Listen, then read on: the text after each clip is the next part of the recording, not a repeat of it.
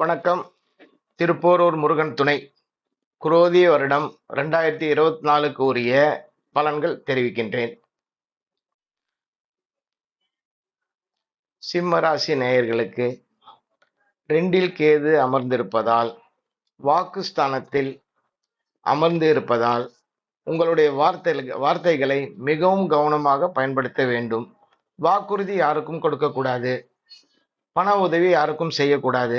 மன கஷ்டங்கள் ஏற்படக்கூடிய சூழ்நிலை உருவாகிவிடும். 7ல் சனி உட்கார்ந்து இருப்பதால் கலத்திர வகையில், மனைவி வகையில் சிறு சிறு சச்சரவுகளும் மனஸ்தாபங்களும் ஏற்படக்கூடிய சூழ்நிலை உருவாகிவிடும். 8ல் ராகு அமர்ந்திருப்பதால் உணவு வகையில் கவனம் தேவை. வெளியிடங்களில் சாப்பிடும்போது கவனத்துடன் சாப்பிடவும். வயிற்று கோளாறுகளும் வயிற்று உபாதைகளும் ஏற்படக்கூடிய சூழ்நிலைகள் உருவாகிவிடும். 12 ராசி நேயர்களுக்கும் பொதுவான கருத்துக்களை கூற விரும்புகிறேன்.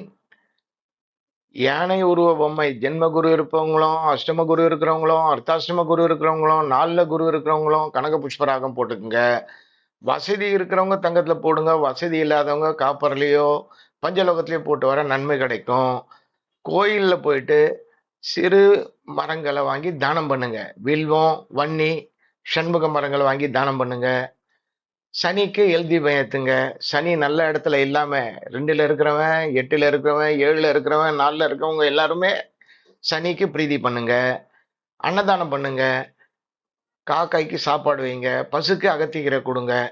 ராகுவால துன்பம் ஏற்படக்கூடியவங்க யாரா இருந்தாலும், 8ல ராகு, 4ல ராகு, 2ல ராகு இருக்கக்கூடியவங்க யாரா இருந்தாலும், ஞாயிற்றுக்கிழமை 4, 6 ராகு காலத்துல துர்கைக்கு 2 நெய் தீபம் ஏற்றி செவ்வரளி பூ போட்டு வணங்கிட்டு வர்றது மிக்க மேன்மையை தரக்கூடிய சூழ்நிலையை உருவாக்கும்.